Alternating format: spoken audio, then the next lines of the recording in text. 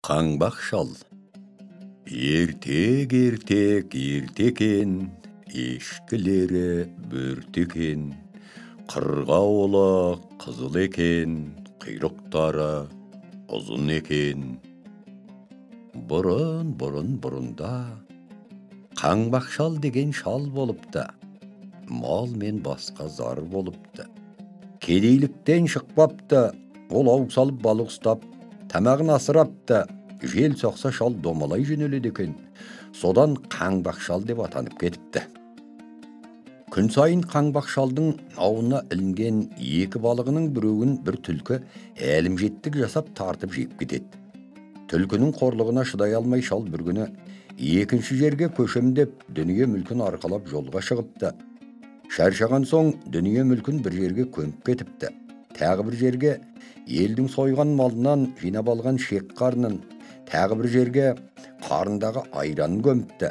Жүктің салмағымен желге ұшып кетпей келген қаңбақ шал жүктен арылған соң желмен ұшып бір жерге түсіпті.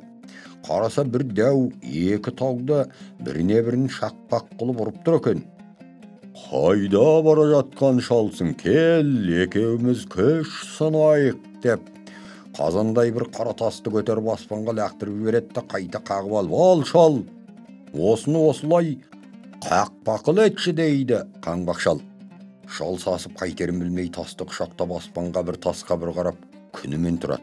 Сонда дәу, «Не қып тұрсың? Лақтыр» дейді. Шал тұрып, «Аспанға лақтырсам, аспан айналып жерге түседі-ау» деп, «Жерге қақпай түсірсем, жер ортасынан ойылып түсеме» деп қауіптеніп тұрмын дейді. Сонда дәу келіп, шалдың қолынан ұстай алады да, «Ақсақал, лақтырмай-ақ қой, текке қырыламыз» деп жалынып қойғызады. Дәудің ақылы тайыздығын біліп шал ерленіп дәуге, «Кел, жердің шек қарын шығарайық» дейді. «Шығарсақ шығарайық» дейді дәу. Сөйтіп жүгіріп келіп жерді теуіп қалады, жер тізеден ойылады, ештеңе шықпайды.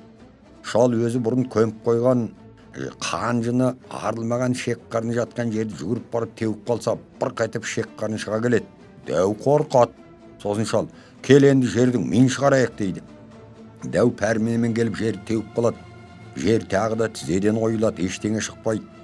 Шал манаға айран көміп кеткен жерді жүгіріп барып теуіп қалса, бір қайтып айран шыға келеді. Дәу одан бетер қорқады. Мына шал не деген орасан күшті деп шалдың айтқанын істей береді. Ақыры шал онан қалай құтыларын білмей, «Енді қайт, ертең бізге қонаққа кел» дейді. Дәу жарайды деп кетіп қалады. Шал үйіне келіп кемпіріне, «Ертең дәу қонаққа келеді деген, ойбай немізді береміз» деп сасады кемпір. Шал тұрып, «Дәудің төбесі көрінгенде мен есіктің алдында отырармын, сонда сен оның көзінше не істеймін шал деп маған қара, мен не десем істемекші болып пышақты алып тұрымтыл» деп кемпіріне үйретіп қояды. Ертеңіне үш дәу келіп досының үйінде отырады. Сол кезде кемпір отырып, «Шал, не асамын үйде қонаққа, түк жоқ» депті. Сонда шал тұрып, «Басқы дәудің басын ас, ортаншы дәудің төсін ас, болмаса досым дәудің өзін ас» дегенде кемпір пышағын алып тұрымтылады. Үш дәу тырым-тырақай қаша жөнеледі. Досы лашық үйін басымен көтеріп ала кетеді. Шал айғайлап, «Әй досым, лашығымды тастап кет, қайда барсаң да құтылмайсың» дейді. Дәу лашықты тастай сала қашып бара жатса, баяғы әлімжеттік қып шалдың балығын тартып жей беретін түлкі жолығады. «Тақсыр, қайда қашып келесің» дейді түлкі. «Бір пәле шалдың қырсығынан құтыла алмай қашып келеміз» дейді дәулер түлкі.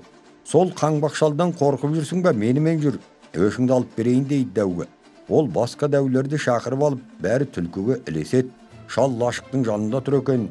Түлкінің дәулерді қайтып ертіп келе жатқанын көріп, «Ей, түлкі-ау, арғы атаңда 6 атамның құны бар, бергі атаңда 5 атамның құны бар. Өзіңде бітіспейтін кегім бар еді. Үш дәуді соның үшін бергелі келе жатырсың ғой. Бәрібір оны мен бітпеймін» деп айғайлайды. Сонда дәу қорқып, бұл бізді сол аталарының құнына беруге алдап әкеле жатыр екен ғой деп ойлап, түлкіні құйрығынан алып жерге бір ұрып өлтіріп, алды-артына қарамастан қаша жөнеледі. Сөйтіп қаңбақ шал дәулер мен түлкіден осылай құтылған екен.